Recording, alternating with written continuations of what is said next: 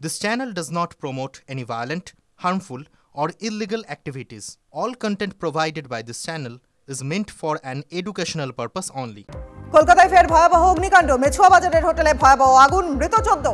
মৃতদের মধ্যে রয়েছে দুটি শিশু, একজন মহিলা এবং 11 জন পুরুষ।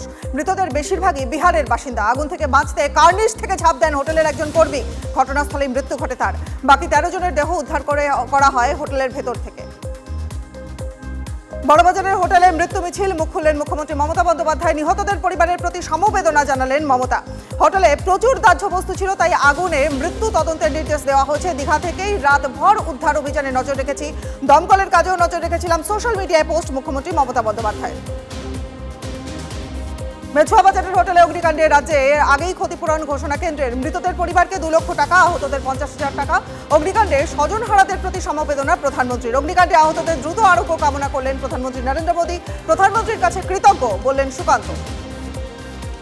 মেছুয়া বাজারে ভয়াবহ অগ্নিকাণ্ডে ক্ষতিপূরণ ঘোষণা মুখ্যমন্ত্রীর। মৃতদের পরিবারকে 2 লক্ষ টাকা, আহতদের 50,000 টাকা করে ক্ষতিপূরণ। নিহতদের পরিবারের প্রতি সমবেদনা জানিয়ে মৃত এবং আহতদের পরিবারকে আর্থিক সাহায্য ঘোষণা মমতা বন্দ্যোপাধ্যায়।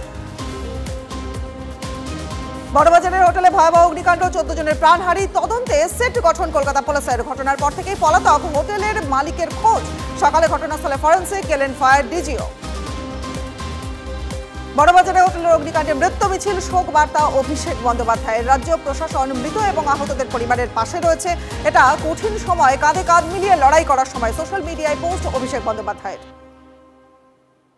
অগ্নিকাণ্ডে বড় সড় প্রশ্ন, এতগুলো প্রাণহানি দায় কার? হোটেলে পর্যাপ্ত অগ্নি নির্বাপন ব্যবস্থা ছিল না? আবাসিকদের উদ্ধার কাজে দেরি হওয়াতে কি এতগুলো মৃত্যু? ঘিঞ্জি এলাকায় হোটেল, কিভাবে দমকলের ছাড়পত্র? বিল্ডিং এর নকশা ছিল, পুলিশ দমকলের কাছে কি? পুরসভার নজরদারি কেন ছিল না? উঠছে প্রশ্ন। অগ্নিকাণ্ডে মৃত্যু মিছিল, বন্ধ হয়েছিল হোটেলের এমার্জেন্সি দরজা। এমার্জেন্সি দরজার পিছনে ডাই করা নির্মাণ সামগ্রী।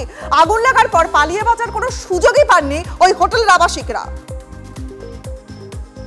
স্থানীয়দের আপত্তি উড়িয়ে 3 মাস আগেই হোটেলের দোতলায় পানশালা তৈরির কাজ বলে খবর। পুরসভা, পুলিশ, আবগারি দপ্তরের অনুমতি ছিল না বলে অভিযোগ উঠছে। হোটেলের দরজা জানলা বন্ধ করে তোলা হয় ইটের গাঁথনি, বুঝিয়ে দেওয়া হয় দোতলা থেকে বেরোনোর এমার্জেন্সি যে দরজা সেটিও।